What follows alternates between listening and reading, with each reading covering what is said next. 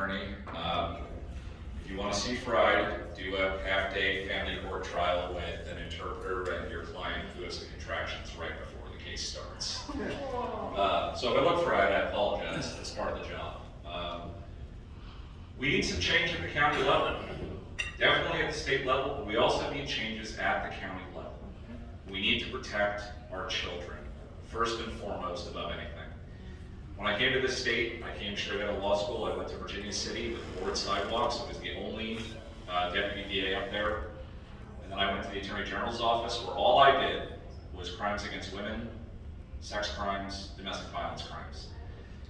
And that was for a 400-mile stretch of highway from Pahrump to Hawthorne. If you want to see some strange cases, go out to rural Nevada and prosecute sex crimes. There's nothing like it. But even here, we need to end sex trafficking in our county. We need to protect our women. We need to protect our children. Look at the violence going on in schools.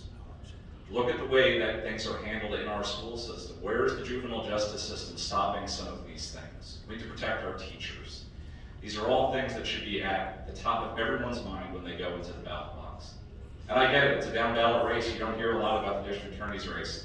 I didn't have a Republican opponent. Most people thought Steve Wolfson won the primary and therefore was the next DA, and I have to keep reminding people, no. I get he's never had a Republican opponent before, but he does have one now.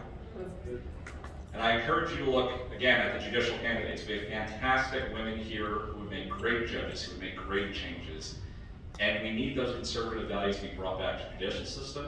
We need the conservative values to go back into the DA's office. It's the most important thing, the change that can happen at the county level, the change that needs to happen in family court and some of the stuff that goes on over there. If you practice in the family court system, there is nothing like it. If you think criminal justice is weird, spend a week monitoring family court. It is bizarre. There isn't a decision that comports with another decision. It's completely random depending on what department you go into. It's very, very strange to live in that world. But I choose to do that because there are men and women who need support there. And there are men and women who need the support of conservatives. It's not just about the Democrats controlling everything. Steve Wolfson was appointed when a Republican stepped down. He's a Democrat. He's had primary opponents. He's never had a conservative challenger. Now is the time for change. I will support law enforcement.